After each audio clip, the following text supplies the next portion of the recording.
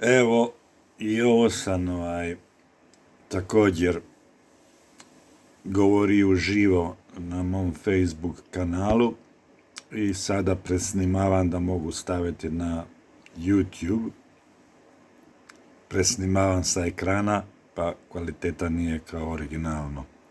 Ali nemam druge mogućnosti, kao što sam rekao zadnji put.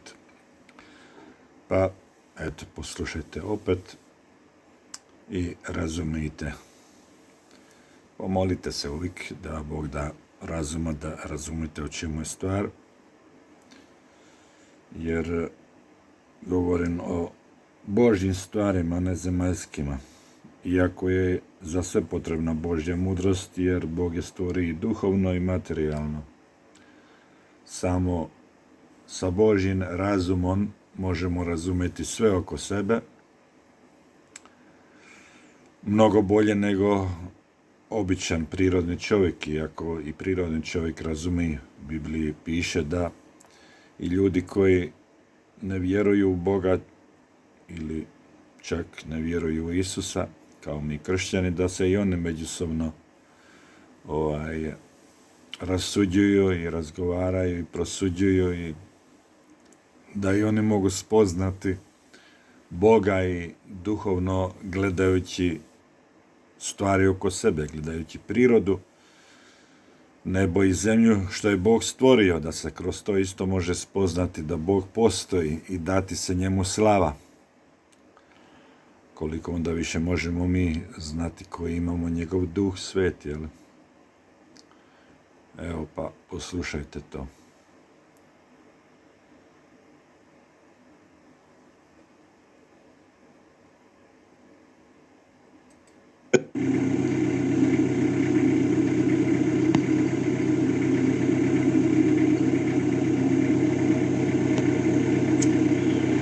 Evo me opet uživo.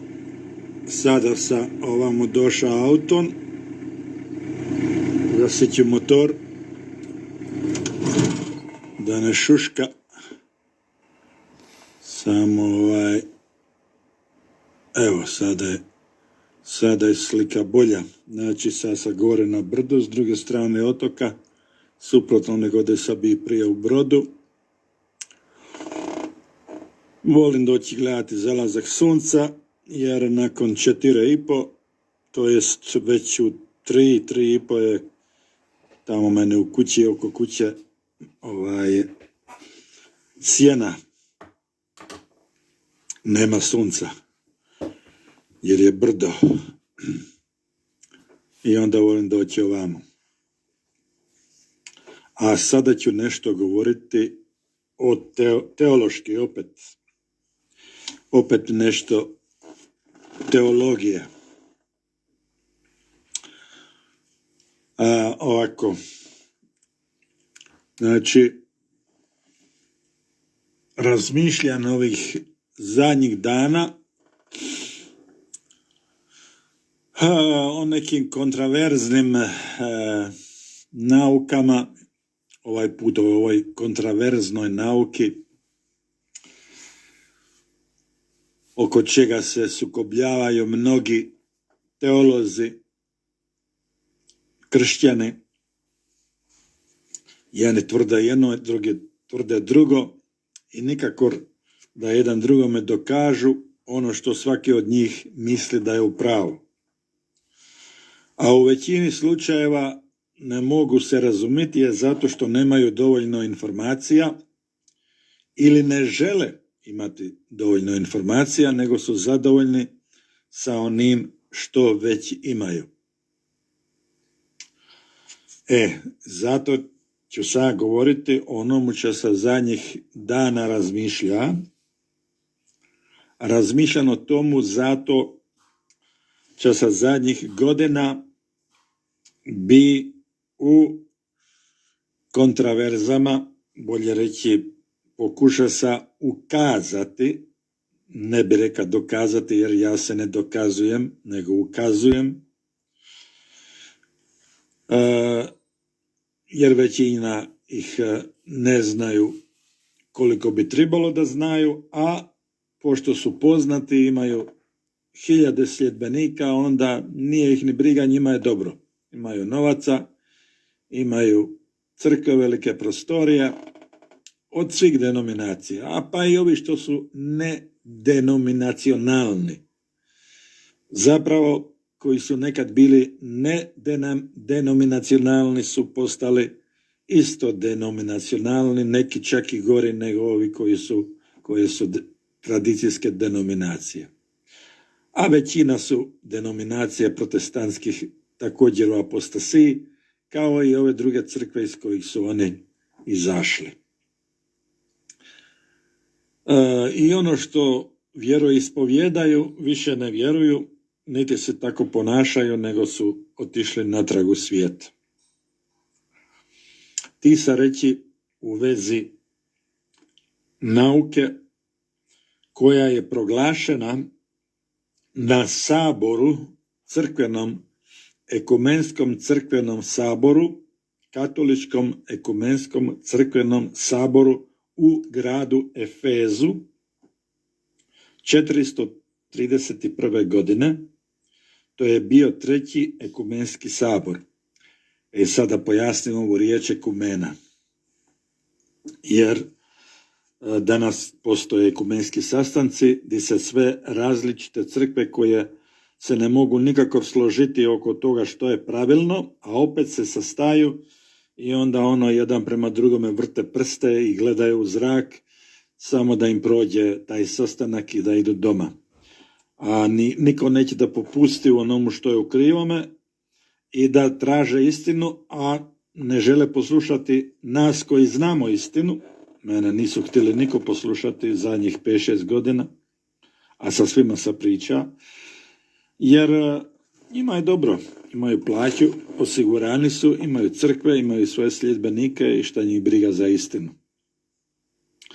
Dakle, ekumenski znači, piše se na grčki slovo po slovo oikumene. To znači kuće zakoništvo, ili bolje reći kućni zakon, znači zakon neke kuće, u ovom slučaju zakon ili zakonodavstvo crkveno, a riječ katolička, ekumena ili katolička crkva, katolička i katoliki eklisija, znači, to je katolička crkva, znači sveopća crkva. To znači crkva Gospoda Isusa Krista koja se nalazi po čitavoj planeti Zemlji.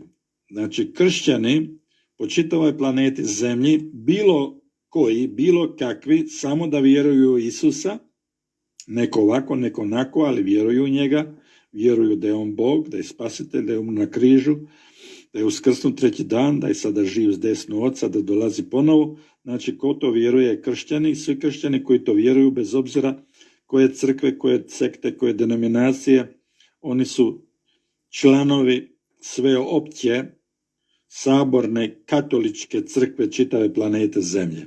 To znači katolička crkva. To znači to. A ekumenska znači da je to ekonomija, crkve. Sveopća ekonomija. Ili da je ona ekumenska znači da je također nastanjena po čitavoj planeti Zemlji. To može se reći i nastanjena, jel? Po čitavoj vasiljenoj. Može se reći i vasiljena što se tiče ekumene, jel?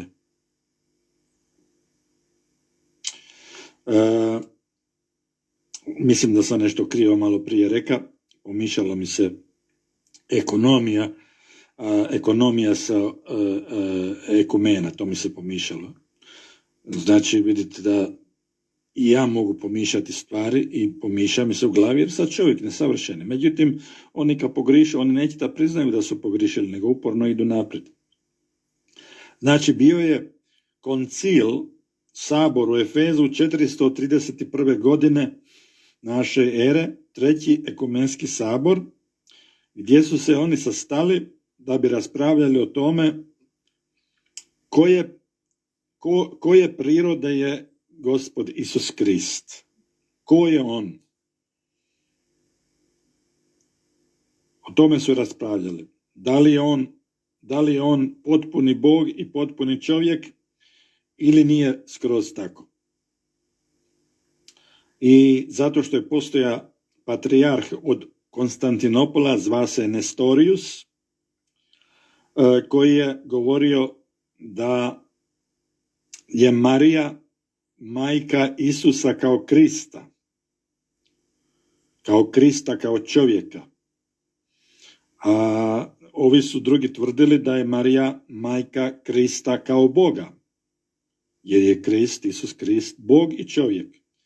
Znači, oni su okupili crkveni sabor univerzalni da proglase da je Marija Theotokos, bogoočeđujuća, ili kako se kaže na hrvatski, bogorodica.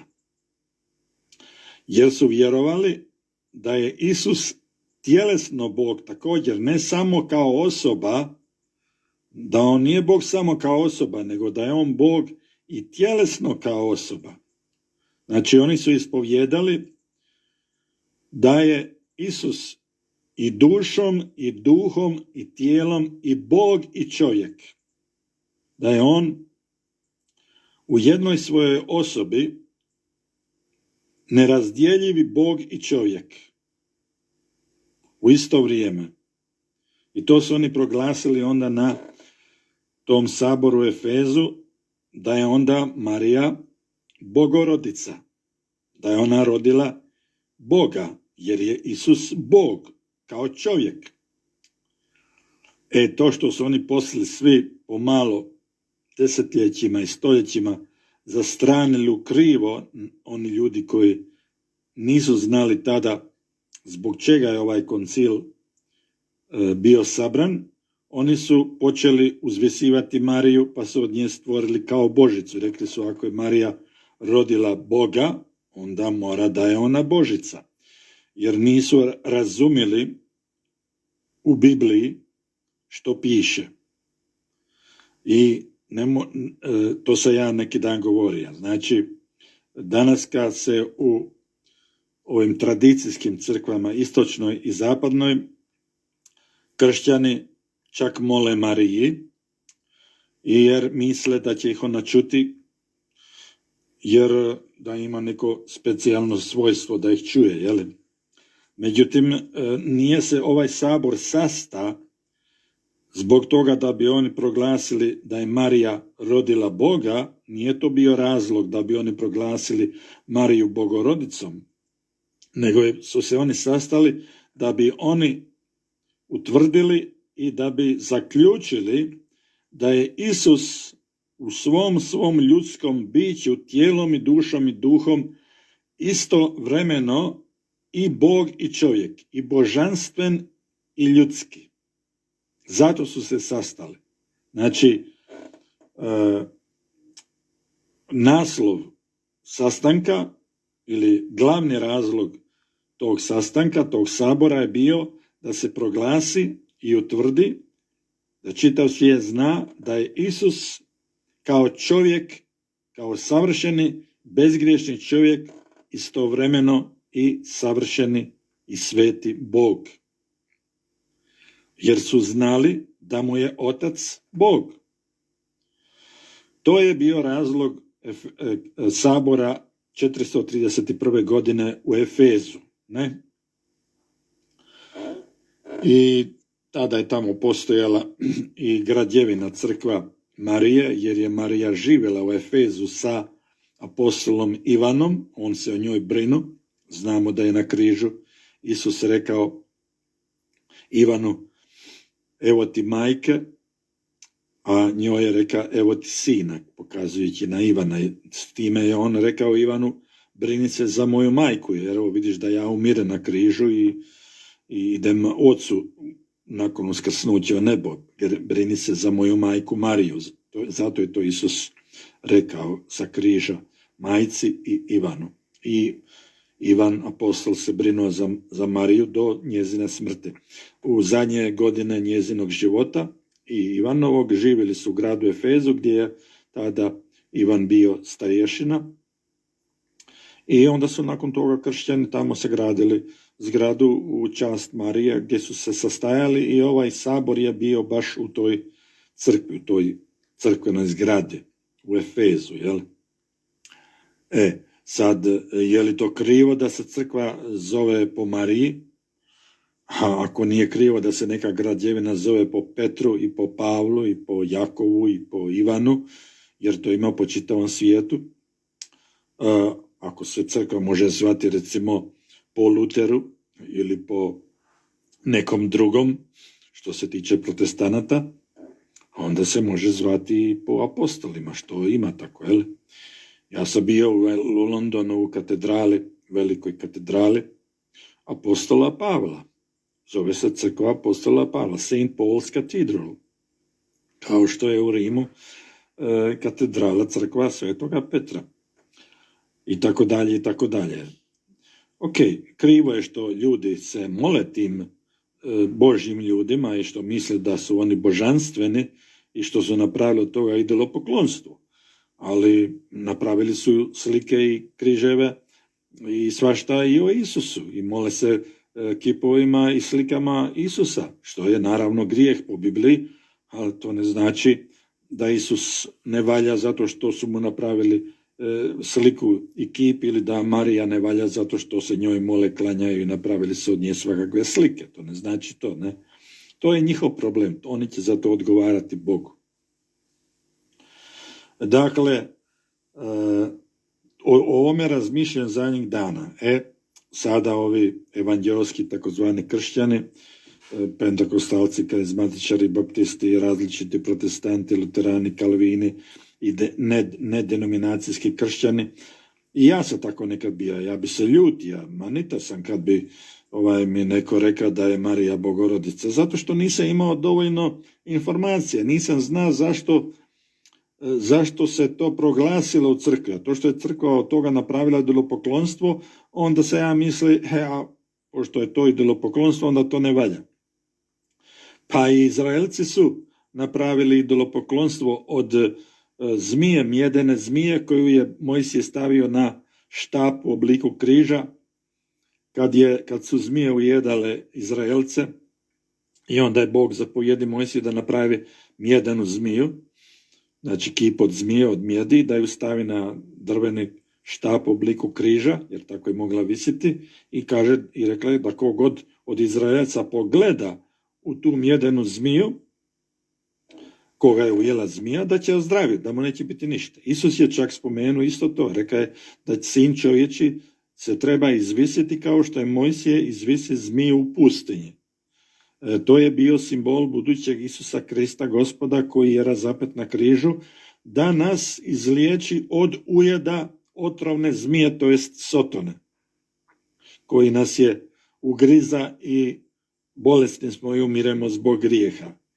Isus Krist na križu, kad pogledamo Isusa Krista na križu, kad razmišljamo o tome, onda je grijeh neutraliziran, taj žalac smrti, taj otrov smrti je neutraliziran.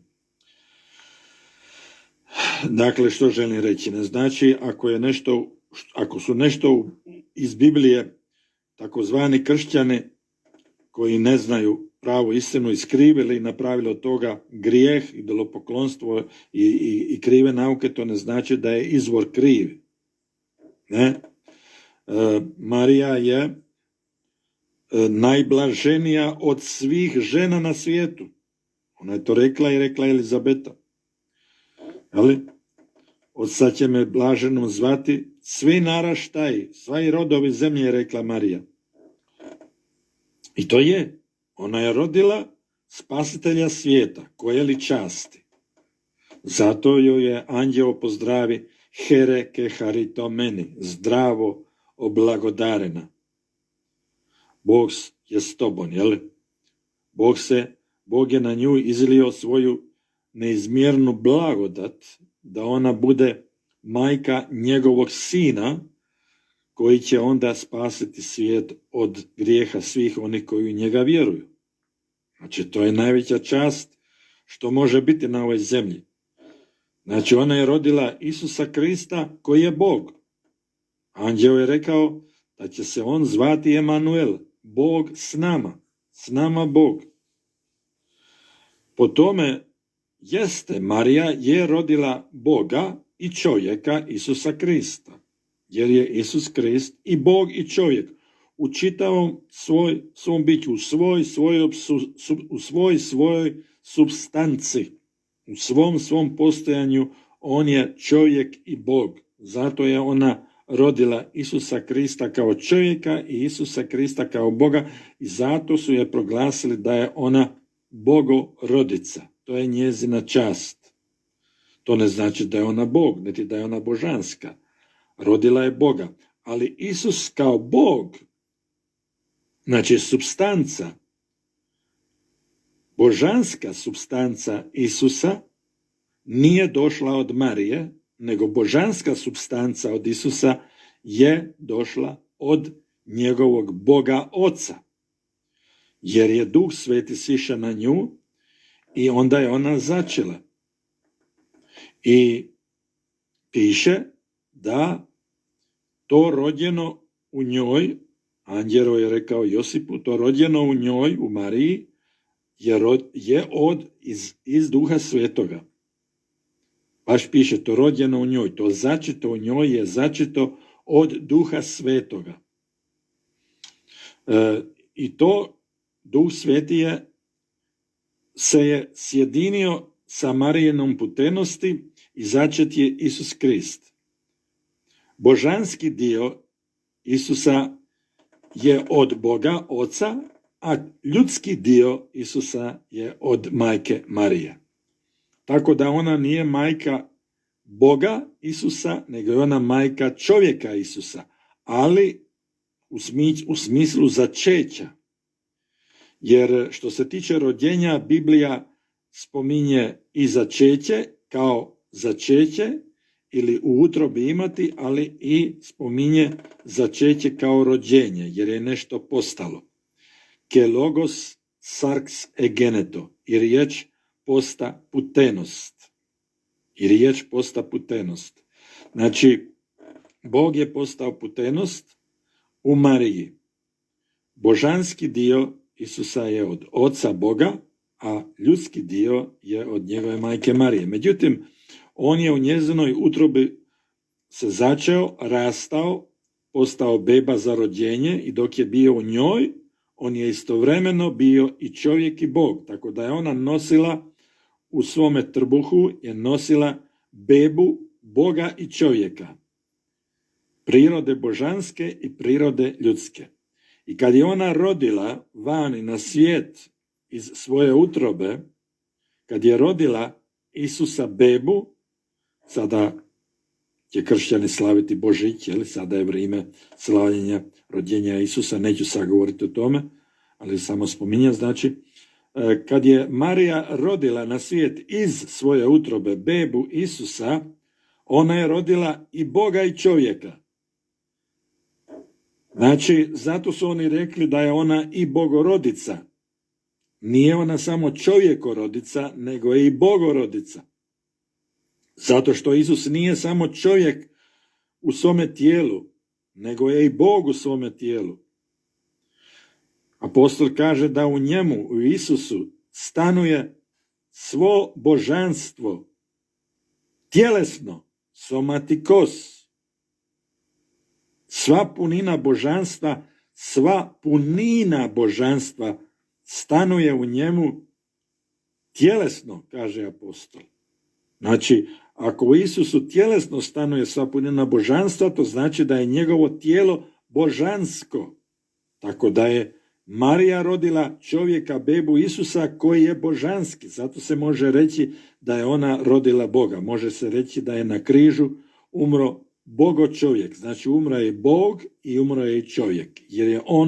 Jer on ima dvije prirode, i božansku i ljudsku, koje su ujedinjene nerazdvojivo u jednu prirodu, u jednoj osobi, u Gospodu Isusu Kristu. To je zaključio, ovo što govorim, ovo je zaključio ovaj sabor u Efezu 431. godine. Zbog ovoga su se oni sastali, a ne zbog toga da bi proglasili Mariju bogorodicom. Oni su rekli da je Marija bogorodica samo radi razloga što su htjeli reći Marija je rodila Boga. Ne samo čovjeka Isusa, Ne Isusa samo kao čovjeka, nego Isusa i kao Boga. To su oni zaključili. Danas kad postoje mnogi kršćani koji ovo ne razume, pa onda neće da to vjeruju, niti da prihvate. Oni misle da ako kažu da je Isus tjelesno Bog, da će onda dati neku čast Mariji koju ona ne zaslužuje. Kako ne zaslužuje? Ona zaslužuje čast da je rodila Boga. I to je njezina čast, ali ona kroz to ne postaje božanska. Evo, uzmemo za primjer. Ženska bjelkinja. Recimo, muž i žena su zajedno. I žena je bjelkinja, a muž je crnac. Okay? Uzmimo za primjer da su muž i žena, muž je crnac, žena je bjelkinja. I njima se rodi dijete. Znači, rodi im se dijete. Otac je crnac, majka je bjelkinja. Što je dijete? Njihovo dijete je i crnac i bijelac. Njihovo dijete ima karakteristike crnca i ima karakteristike bijelca. Jedno i drugo je. Da li je kroz to što je to dijete crnac i crnaca, ne samo bijelac, da li je kroz to njegova majka postala crnkinja? Nije. Ona je i dalje ostala bjelkinja. Jel? To je, recimo, primjer gdje imaš jedne rase muža, druge rase majka, žena. Tako da Isus je od dvije rase, od božanske rase Boga i od ljudske rase Marija. Znači, Marija nije postala božanska, Bog, Božica, zato što je rodila Boga. Ne. Božanstvo Isusa Krista je došlo od Boga Oca, a njegovo ljudskost njegova je došla od njegove majke. Zato se može reći da je njegova majka rodila ne samo Isusa kao čovjeka, nego Isusa kao Boga. Mnogi kršćani ne vjeruju da je Isus tjelesno Bog. Ja sam se prije par godina ja sam došao u razgovor sa nekima tu u Hrvatskoj i po svijetu preko ovog Facebooka, i u Americi je jedan popularni svjetski megapropovjednik, megapastor, imaju i ovamo svoje sljedbenike i školu u Hrvatskoj, ima i ljudi pastora koji su tamo izučili u toj školi i tako dalje. Recimo, on ne vjeruje da je Isusovo tijelo božansko i ne vjeruje da je Isusova krv božanska. I njemu su govorili stotine i stotine poznatih po čitavom svijetu teologa i pastora. Jedan koji mu je govorio je, i koga se ja tada slušao u Americi, zvao se J. Vernon McGee. On je imao radio program Through the Bible Radio.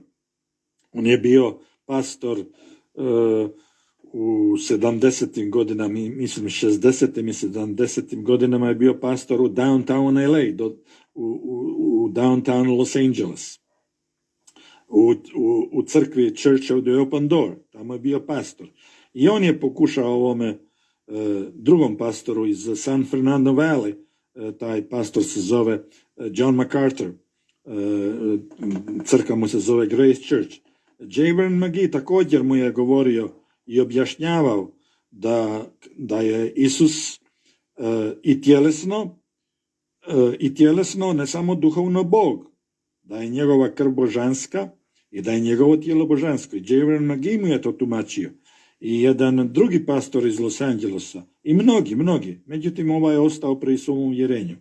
Onda sam i ja prije, 3 godine preko Facebooka kontaktira njegovu desnu ruku, Phil Johnsona, kojega sam sreo i poznavao i dopisivali smo se tada kad sam bio u Americi i tako dalje, pa sam mu pokušao objasniti da reče John MacArthuru, slušaj, kako to? Ja sam mislio uvijek, ja te poštivam, ja vas poštivam i nisam zna da on tako vjeruje. Ako on vjeruje, znači da vi to svi prihvaćate, tako, jel? I ovaj nije htio uopće o tome s menom pričati, nego me čak blokira i prekrižija, jel? Nije htio to čuti jer ko sam ja sad, jeli, ko sam ja da ja poučavam tako velikog poznatog pastora, jeli, teologa i tako dalje. Ja sam mu rekao, slušaj, ako ideš u Grčki, što oni vrlo loše znaju grčki ili nikako, ako ideš u Grčki, u Grčkomu se to može mnogo bolje dokazati. Mnogo bolje. Jer ovi episkopi, pastiri crkve u 4. 5. stoljeću, oni su znali grčki, to je bio njihov jezik. Kao što je sada u Americi i svjetski jezik engleski. I oni su znali što to znači Theotokos. Theotokos znači Bogo očeđujuća. Ona je očedila Boga. Iz nje se nije začeo Bog. Iz Boga se začeo Bog u njoj i sjedinio sa njezinom putenošću. Zato su rekli da je ona Theotokos, a Theotokos znači Bogo očeđujuća. Čedo koje se rodilo iz nje, znači beba koja se rodila iz Marije Marija je rodila bebu koji je Bog. Znači, iz njezine utrobe na svijet je izašao beba Bog. Ne? Nije se Isus u njoj začeo u smislu da je iz nje uzeo božanstvo, jer nije mogao kad Marija nije božanska, ona je žena kao i svaka druga, bila griješnica, zato ona kaže, kad se moli Bogu u Duhu Svetome, kaže, raduje se duša moja u Bogu spasitelju mojemu, u Gospodu Bogu spasitelju mojemu. Znači, Marija naziva Boga spasiteljem. Ne? Zašto ga naziva spasiteljem? Pa zato što je Isus spasio i nju od grijeha kad je umro na križu.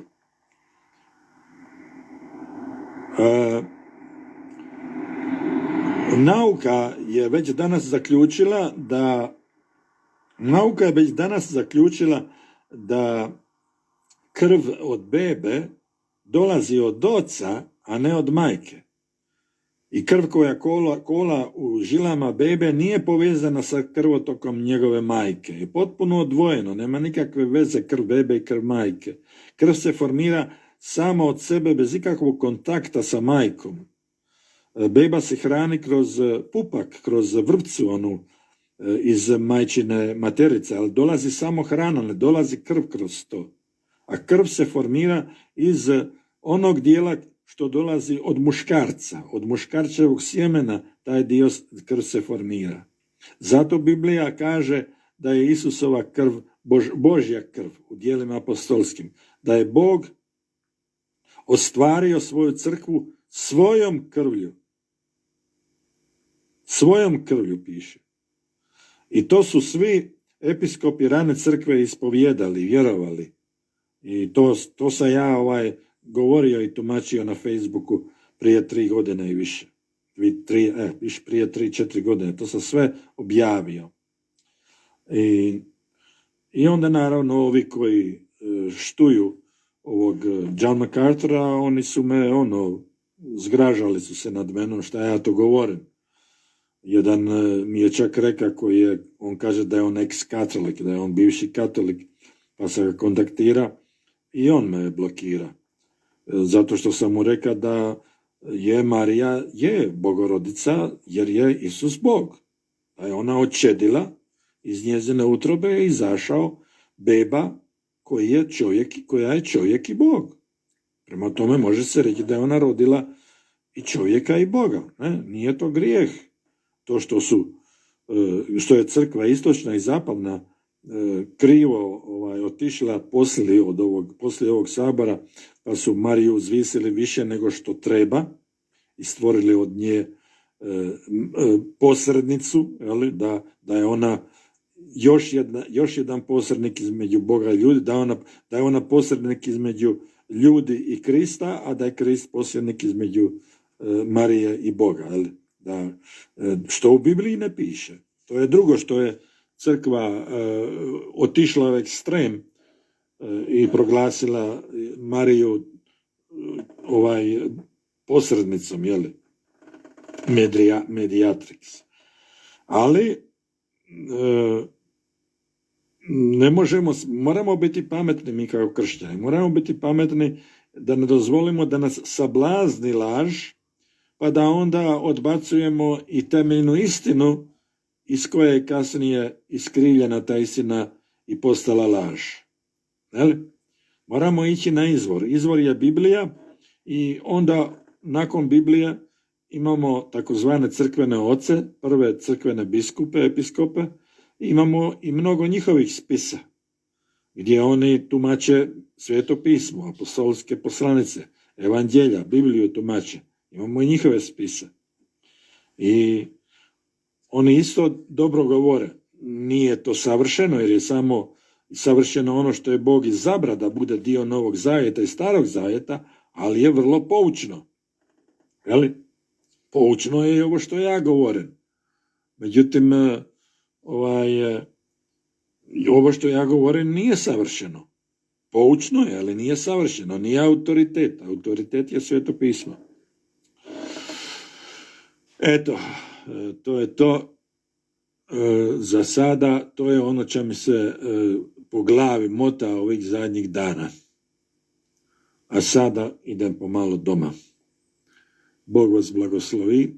Pozdrav iz pogleda na Jadranski kulav, Jadransko more. Kako je Bog ovo sve stvori. Piše u Bibliji da je Bog sve stvori kroz Isusa Krista. Da je kroz njega sve stvoreno. Znači ovo sve što gledamo, to je sve Isus stvori. U njemu biješe život i život biješe svjetlo ljudima. Sve ovo što postoji, on održava riječju svoje sile. Ne? Slava njemu, amen.